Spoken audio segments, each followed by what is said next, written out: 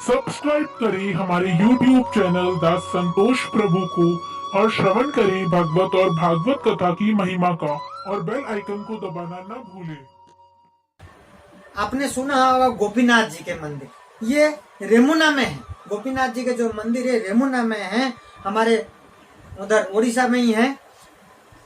हमारे जो चैतन्य महाप्रभु है, चैतन्य महाप्रभु के गुरु श्री माधवेंद्र पुरी, उस समय में जो सब गुरु होते थे साक्षात एकदम भगवान को हृदय में लेकर के चलते थे, हृदय में बसा के रखते थे। वो जो भक्ति भाव है आज के समय में बहुत ही कम दिखने को मिलता है। ठाकुर जी का जब हम निहार करते हैं, ठाकुर जी का जब हम दर्शन करते हैं ना, ये समझ लो किसी के आंसू आ गया ठाकुर जी को देख करके, भक्ति में डूब करके, भक्ति भाव से डूब जाते हैं। जब आपके आंखों में आंसू आते हैं समझ लो कि आपको भक्ति मिला है। तो माधवेंद्र पुरी जब थे, गुरु थे चैतन्य महाप्रभु के माधवेंद्र पुरी, तो एक बार उनके इच्छा हुआ कि गोपीनाथ जी के खीर का भोग लगता है। खीर जो है वो बड़ा पसंद है गोपीनाथ जी को, खीर का भोग लगता है हमेशा वहां पे।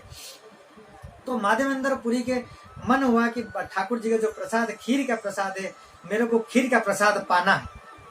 तो इस तरीके से जब मन में आया तो जाकर के मंदिर में वहां बैठ करके बोलने लगे। तो ठाकुर जी साक्षात आकर के उनका मन में बोले, अरे बैराग्य कब इस तरीके से इच्छा होने लग गया, कब इस तरीके से मतलब मन में आने लग गया कि खीर खाने का। बैराग्यों को कभी कोई इच्छा ही होती है क्या, कुछ खाने पीने के लिए, कुछ लेने के लिए? तो इस तरीके से जब भगवान कहते हैं कि इच्छाएं किया तो वो खीर का ही इच्छा ही किया। तो इस तरह का जब कहते हैं तो माधवेंद्र पुरी क्या है, मन में बोलते हैं ठाकुर जी को कि मेरे से बड़ा भूल हुआ है, तो कोई नहीं, मेरा मन है खीर खाने का, मेरे भूल हुआ है, लेकिन मैंने मांगा है, लेकिन खीर मुझे खाना है।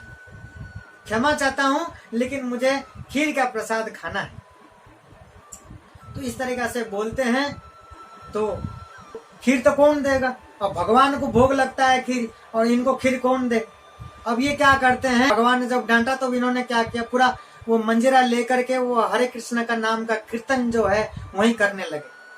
वहीं बगल में बैठ करके, मंदिर के गली में बैठ करके पूरी कीर्तन करने लगे, और रात भर, पूरी रात भर कीर्तन करने लगे। वो ठाकुर जी का नाम का कीर्तन करने लगा। और जब रात को जब ठाकुर जी का भोग लगा, और ठाकुर जी ने क्या किए, और वो जो ठाकुर जी के जगह जगह जब खीर का बर्तन में जो भोग लगता है, अब वो ठाकुर जी ने एक खीर का जो भोग है, एक बर्तन के भोग जो है वो ठाकुर जी ने उठा के अपने मूर्ति के पीछे छुपा दिया।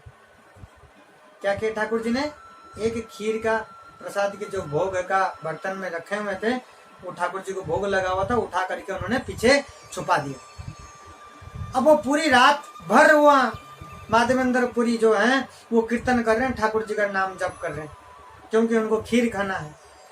अब उसी रात हो गया, रात को वो जो पुजारी है उनको स्वप्न में ठाकुर जी जा करके स्वप्नों में कहते हैं कि जा, मेरी भक्त जो है वो पूरी रात भर बैठ करके वो कीर्तन जप कर रहा हूँ मेरे मंदिर के बगल के गली में बैठ करके, और मेरी मूर्ति के पीछे जो खीर का भोग लगाए थे, और वो खीर मैंने एक मेरी मूर्ति के पीछे रख रखा, वो खीर उठा करके ले करके उसको दे दे, उसको खाने के लिए, उसको प्रसाद पाने के लिए दे दे वो खीर। और वो हैरान होता है वो पुजारी, और उठ करके जाता है, और मंदिर सुबह जा करके, और वो ठाकुर जी के मूर्ति के पीछे खीर होता है, और ले करके माधवेंद्र पुरी जो कीर्तन कर रहे थे, ठाकुर जी का नाम जप कर रहे थे, ले करके उनको खीर का प्रसाद खिलाया। भक्तों के लिए कुछ भी करते हैं वो ठाकुर जी, ये सत्य घटना है। तो तब से जो है गोपीनाथ जी के जो नाम था, तो तब से ये खीर चोर गोपीनाथ बोलते हैं। क्या बोलते हैं ठाकुर जी को? खीर चोर गोपीनाथ जी के। तो इसी प्रकार उनका नाम खीर चोर रहा गोपीनाथ जी के।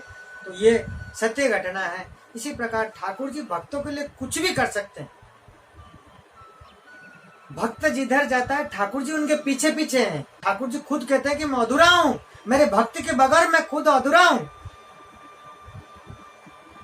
तो जब जो कोई भक्त होता है तो उसका बड़ा सुकून और शांति मिलता है। ये सब चीजों ये सब चीजें जब प्राप्त होती है, बड़ा शांति सुकून, इससे बड़ी चीजें दुनिया में और कुछ है ही नहीं। इसी संसार में कोई चीज है तो भक्ति भाव में जो सुकून शांति मिलता है, ठाकुर जी के जो कृपा मिलती है, जो भक्ति मिलती है, इससे बड़ा शांति सुकून कोई संसार में हमारे जीवन में है ही नहीं।